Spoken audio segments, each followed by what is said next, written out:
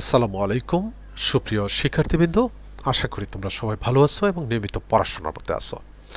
আজকে আমি ব্যষ্টিক অর্থনীতির ব্যয় তত্ত্বের দ্বিতীয় লেকচার নিয়ে তোমাদের সামনে উপস্থিত হয়েছি। আমি বিশ্বাস করি তোমরা যারা প্রথম লেকচারটি দেখেছো তোমাদের জন্য আজকের আলোচনাটি সহজ মনে হবে, আর যারা দেখোনি তাদেরকে বলবো অবশ্যই তোমরা প্রথম লেকচারটি দেখে তারপরে এই দ্বিতীয় লেকচারটি দেখবে। আর এক্ষেত্রে আরেকটু কথা বলে রাখি, এই দুটি লেকচারের মাধ্যমেই এই অধ্যায়ের আলোচনা মূলত শেষ হয়ে যাচ্ছে। তারপরেও আমি দেখি যদি সম্ভব হয় আরেকটি লেকচার হয়তো সংযোজন করব। আর তোমাদের উদ্দেশ্যে কথা থাকবে, যদি তোমরা মনে করো যে এখানে কি কি প্রশ্ন আরও সংযোজন করলে তোমাদের জন্য ভালো হবে, তোমরা ইনবক্সে যদি লিখো তাহলে আমি ওইগুলো অবশ্যই লেকচার মধ্যে নিয়ে আসবো, নতুন সংযোজন করব। ঠিক আছে, যাই হোক, আজকের এই ব্যয়তত্ত্ব অধ্যায়ে লক্ষ্য করো, এই পাঠ শেষে শিক্ষার্থীরা স্বল্পকালীন গড় রেখা ইউ আকৃতির হওয়ার কারণ ব্যাখ্যা করতে পারবে। দীর্ঘকালীন গড় রেখাকে এনভেলপ রেখা বলা হয় কেন তা বিশ্লেষণ করতে পারবে। শিক্ষার্থীবৃন্দ, তোমরা যারা বিগত সালের প্রশ্নগুলো দেখেছ, এই দুটি প্রশ্নের যে কোনো একটা প্রশ্ন তোমরা লক্ষ্য করেছো যে কোনো না কোনো বছর এই দুটি প্রশ্নের একটি প্রশ্ন আসে। তার মানে আজকের আলোচনার দুটি প্রশ্নই গুরুত্বপূর্ণ প্রশ্ন, আর প্রশ্নগুলো কিন্তু অত্যন্ত সহজ। যাই হোক, আমরা আলোচনায় চলে যাচ্ছি। প্রথমে যাচ্ছি স্বল্পকালীন গড় বেগ কাকে বলে। খেয়াল করো, আমরা বলছিলাম গড় বেগ কাকে বলে, সংজ্ঞাটা মনে আছে কিনা? প্রথম লেকচারের মধ্যে কিন্তু কথাগুলো আছে। মোট ব্যয়কে উৎপাদনের পরিমাণ দ্বারা ভাগ করে যা পাওয়া যায় সেটাকে বলা হয় গড় ব্যয়। এখন তুমি যদি বলো স্যার এখানে তো স্বল্পকালীন গড় ব্যয়ের কথা বলছেন, কোনো সমস্যা নাই, তাহলে তুমি কি বলবা যে এই যে স্বল্পকালীন যে মোট ব্যয়, স্বল্পকালীন মোট ব্যয়টাকে যখন তুমি উৎপাদনের পরিমাণ দ্বারা ভাগ করবা তখনই যেটা পাবা সেটি হচ্ছে স্বল্পকালীন গড় ব্যয়। আমি এখানে গড় ব্যয়ের কথা বলছি। যাই হোক, তুমি এখানে স্বল্পকালীন গড় ব্যয়টা কীভাবে বানাবা? SAC short run average cost সমান সমান STC short run total cost by Q.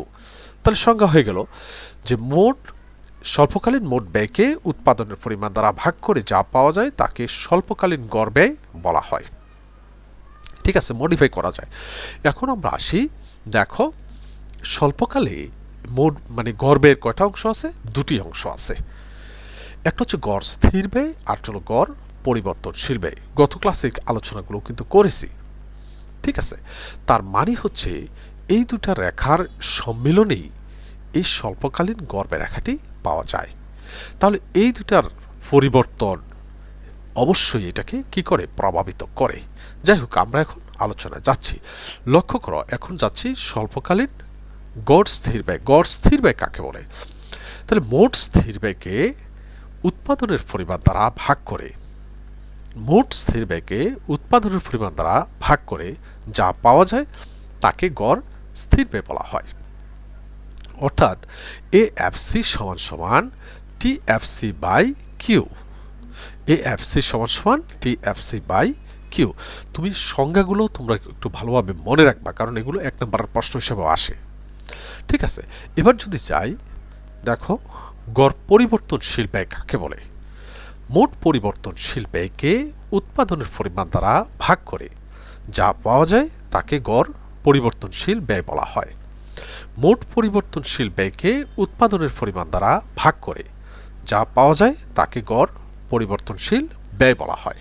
অর্থাৎ এ ভিসি সমান সমান টি ভিসি বাই কিউ।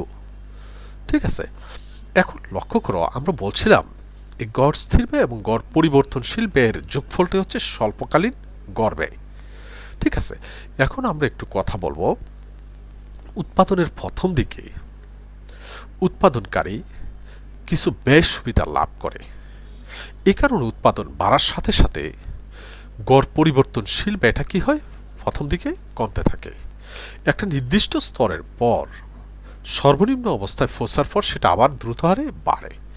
আর অপরদিকে লক্ষ্য করো মোট স্থির ব্যয় উৎপাদনের সকল স্তরে কি থাকে, অপরিবর্তিত থাকে। এ কারণে উৎপাদনের পরিমাণ যদি বাড়ে তাহলে দেখা যায় একক প্রতি ব্যয়ের পরিমাণ অর্থাৎ গড় স্থির ব্যয়ের পরিমাণটা কি হয়, প্রথম দিকে দ্রুত হারে কমে, তারপর আস্তে আস্তে কমে। এ কারণে গড় পরিবর্তনশীল ব্যয় রেখাটি সমপরাবৃত্তাকার হয়। যাই হোক, এখন আমরা এই কথাগুলো চিত্রের মাধ্যমে উপস্থাপন করব। লক্ষ্য করো চিত্রে ও এক্স অক্ষে হচ্ছে উৎপাদনের পরিমাণ ও ওয়াই অক্ষে গড় ব্যয়, গড় স্থির ব্যয়, গড় পরিবর্তনশীল ব্যয় নির্দেশিত। এ এফসি হচ্ছে গড় স্থির ব্যয় রেখা।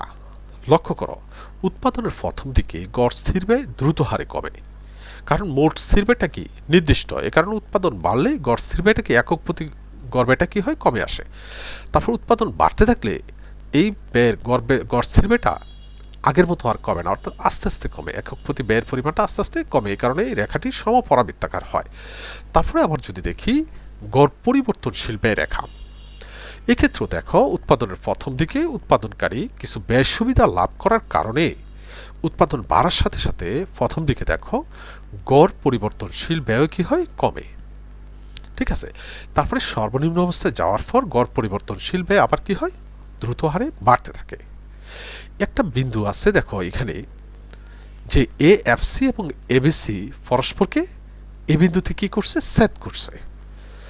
আর এই যে ছেদবিন্দুতে এ এফসি এবং এবিসি কি হয়, পরস্পর সমান হয়। যাই হোক, এখন আমরা গড় ব্যয় রেখাটার আঁকতেছি। তোমাদেরকে কিন্তু শুরুতেই বলেছিলাম গড় স্থির ব্যয় এবং গড় পরিবর্তনশীল ব্যয়ের সমষ্টি হচ্ছে গড় ব্যয়। শিক্ষার্থীবৃন্দ লক্ষ্য করো এই উৎপাদনের প্রথম দিকে গড় স্থির ব্যয়ও কমতেছে, গড় পরিবর্তনশীল ব্যয়ও কমতেছে। তাহলে দুইটার যোগফলটা কি কমবে না বেড়ে যাবে? যোগফলও কি হবে, কমতে থাকবে। এই কারণে গড় ব্যয় রেখাটিও কি হয়, উৎপাদনের প্রথম দিকে কি হয়, কমতে থাকে। দেখো ডান দিকে নিম্নগামী হয়। তারপরে দেখো বলছিলাম এ বিন্দুতে গড় স্থির ব্যয় এবং গড় পরিবর্তনশীল ব্যয় পরস্পর কি হয়, সমান হয়। আর এই যে এই বিন্দুটার সাথে সম্পর্ক রেখে স্বল্পকালীন গড় ব্যয় এখানে কি হয়, সর্বনিম্ন হয়। তারপর লক্ষ্য করো উৎপাদনের পরিমাণ যখন আরও বাড়ানো হয় তখন দেখা যায় গড় স্থির ব্যয়টা আস্তে আস্তে কমে, কিন্তু গড় পরিবর্তনশীল ব্যয়টা দ্রুত হারে বাড়ে। আর তারই প্রভাবে তখন স্বল্পকালীন গড় ব্যয় কি হয়, বাড়তে থাকে। তাহলে এ থেকে দেখা যায় স্বল্পকালীন গড় ব্যয় রেখাটি উৎপাদনের প্রথম দিকে ডান দিকে নিম্নগামী হয়ে সর্বনিম্ন অবস্থায় পৌঁছার পর তারপরে কি হয়, দ্রুত হারে ডান দিকে ঊর্ধ্বগামী হওয়ায় এটি ইউ আকৃতির ধারণ করে। স্বল্পকালীন গড় ব্যয় রেখাটি ইউ আকৃতির ধারণ করে। এ ছিল প্রথম আলোচনাটি, স্বল্পকালীন গড় ব্যয় রেখা ইউ আকৃতির হয় কেন। এবার যাব দ্বিতীয় আলোচনাটি। এখানে একটু আবার আমরা দেখেছিলাম, তোমাদের যে বলছিলাম স্বল্পকালীন গড় ব্যয় সমান সমান গড় স্থির ব্যয় প্লাস গড় পরিবর্তনশীল ব্যয়। ঠিক আছে, সবগুলো বিন্দু আমরা বের করার ক্ষেত্রে এই সূত্রটি আমরা আসলে এখানে ব্যবহার করেছি। ঠিক আছে, যাই হোক আমরা দ্বিতীয় আলোচনাটা যাচ্ছি। দীর্ঘকালীন গড় ব্যয় রেখা। লক্ষ্য করো আমি যদি একটু উদাহরণে যাই, মনে করো কোনো একটা উৎপাদনকারী প্রতিষ্ঠান 12 মাসে 12টা যে ব্যয়ের রেখার অধীনে গড় ব্যয় রেখার অধীনে কি করে উৎপাদন পরিচালনা করে। আর এই 12 মাসের ব্যয়টাকে যখন আমরা এক বছরের হিসাবে নিয়ে আসি তখন কি হয়, এই যে 12 মাসটাকে এক বছরে আনলাম, এক বছরটাকে যদি আমি দীর্ঘকাল হিসাবে বিবেচনা করি, এটা জাস্ট বোঝানোর জন্য উদাহরণ, তাহলে এই মাসগুলো হচ্ছে স্বল্পকাল। তার মানে কি জানলাম, দীর্ঘকাল হচ্ছে অনেকগুলো স্বল্পকালের সমষ্টি। স্বল্পকালে উৎপাদনকারী বিভিন্ন গড় ব্যয় রেখার অধীনে উৎপাদন পরিচালনা করে। ঠিক আছে, আর এই স্বল্পকালীন গড় ব্যয় রেখাগুলোকে দীর্ঘকালীন গড় ব্যয় রেখা আচ্ছাদন করে রাখে বিদায়, বা স্বল্পকালীন গড় ব্যয় রেখাগুলোকে স্পর্শ করে দীর্ঘকালীন গড় ব্যয় রেখা অঙ্কিত হয়। দীর্ঘকালীন গড় ব্যয় রেখাটিকে এনভেলপ রেখা বলা হয়। আলোচনার সুবিধার্থে আমরা ধরে নিচ্ছি যে স্বল্পকালে উৎপাদনকারী 3টি গড় ব্যয় রেখার অধীনে উৎপাদন পরিচালনা করে। এগুলো কি কি, SSE1, SSE2, SSE3 তিনটি স্বল্পকালীন গর্ভরেখার অধীনে কি করে উৎপাদন পরিচালনা করে। এখন দেখো আমরা চিত্রের মাধ্যমে বিষয়টাকে উপস্থাপন করার চেষ্টা করতেছি। চিত্র ওএক্স অক্ষে হচ্ছে উৎপাদনের পরিমাণ ও ওয়াই অক্ষে হলো গর্ভে নির্দেশিত। LSE হচ্ছে দীর্ঘকালীন গর্ভরেখা। এক্ষেত্রে দেখো ও এখানে SSE1 এটি হচ্ছে স্বল্পকালীন গর্ভরেখা। এই স্বল্পকালীন গর্ভরেখাটি OQ1 উৎপাদন স্তরে এই দীর্ঘকালীন গর্ভরেখাকে, এই যে SSE1 গর্ভরেখা LSE কে দেখো এখানে একটা বিন্দুতে কি করছে, স্পর্শ করছে। স্পর্শ করাতে এখানে দুটি রেখার ঢাল কিন্তু সমান। তার মানে এই বিন্দুটাতে যেখানে স্পর্শ করছে এই বিন্দুতে উৎপাদনকারী স্বল্পকালে উৎপাদন পরিচালনা করতে পারে, আবার দীর্ঘকালে উৎপাদন পরিচালনা করতে পারে।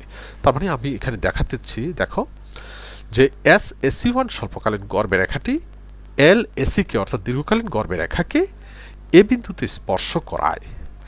এক্ষেত্রে উৎপাদনকারী দীর্ঘকালে কি করতে পারে, উৎপাদন পরিচালনা করতে পারে। কিন্তু একটা জিনিস লক্ষ্য করো তো, উৎপাদনকারী যদি SSE1 গর্ভরেখার এই জায়গাতে উৎপাদন করতে পারতো তাহলে কি হইতো, স্বল্পকালীন গর্ভরেখার সর্বনিম্ন বিন্দু কিন্তু এইটা। তুমি যদি মনে করো এটা একটা পাত্র, একটা মার্বেল যদি ছেড়ে দাও, মার্বেলটা কিন্তু এখানে থাকবে না, এখানে বসবে। তার মানে সর্বনিম্ন বিন্দুতে চলে আসবে। তাহলে আমরা বলছি উৎপাদনকারী যদি SSE1 গর্ভরেখার এই বি বিন্দুতে উৎপাদন পরিচালনা করতে পারত তাহলে এ বিন্দুর চেয়েও আরও কমবে এবং দক্ষভাবে তার পক্ষে উৎপাদন করা সম্ভব হতো। কিন্তু দীর্ঘকালে এই বি বিন্দুতে উৎপাদনকারীর কোনো সুযোগ নেই। ঠিক একই কথা আমি এখানে আবার দেখাচ্ছি। দেখো SOQ3 উৎপাদন স্তরে SSE3 স্বল্পকালীন গর্ভরেখা LSE কে এখানে দেখো আরেকটা বিন্দুতে কি করছে, স্পর্শ করছে। তার মানে এক্ষেত্রে দীর্ঘকালীন উৎপাদনকারী এখানে কি করতে পারে, উৎপাদন পরিচালনা করতে পারে।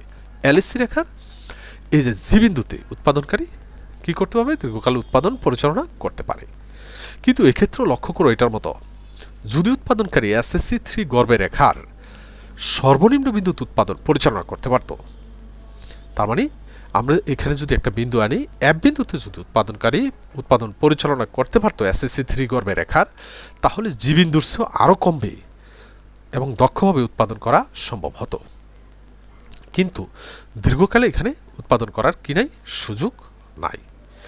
এখন আমরা বলছি দেখো OQ2 উৎপাদন স্তরে SSE2 স্বল্পকালীন গর্ভরেখাটি LSE কে ই বিন্দুতে স্পর্শ করায়, ই বিন্দুতে স্পর্শ করায়। এক্ষেত্রে দীর্ঘকালে উৎপাদনকারী কি করতে পারে, উৎপাদন পরিচালনা করতে পারে। এখানে একটা উল্লেখযোগ্য কথা আছে, এটা মনে রাখতে হবে।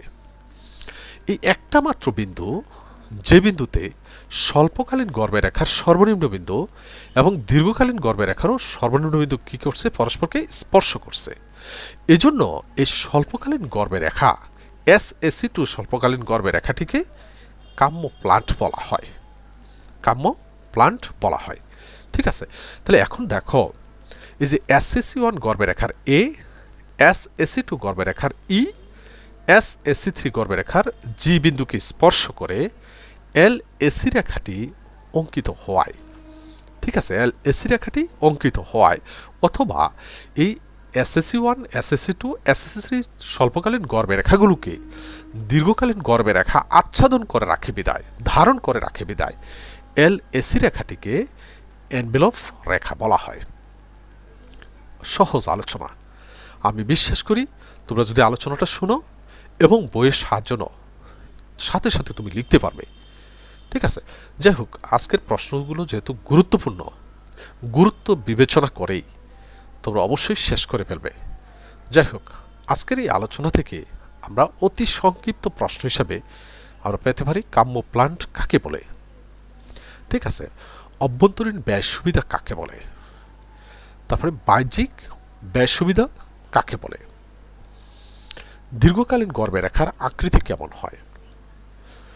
সংক্ষিপ্ত এবং বড় প্রশ্ন, লক্ষ্য করো স্বল্পকালীন গর্ভরেখা ইউ আকৃতির হয় কেন, দীর্ঘকালীন গর্ভরেখাকে এনভেলপ রেখা বলা হয় কেন। আমি বিশ্বাস করি তোমরা এই প্রশ্নগুলো এখান থেকে, মানে যদি আলোচনাটা ভালোভাবে শুনে থাকো, তোমাদের পক্ষে আলোচনা অনেকটা মানে সহজ মনে হবে এবং প্রশ্নগুলোর আনসারও তোমরা দিতে পারবে। তো সবাই ভালো থাকো, সুস্থ থাকো এবং নিয়মিত পড়াশোনার মধ্যে থাকো। সকলকে ধন্যবাদ জানিয়ে আজকের আলোচনা আমি এখানে শেষ করলাম।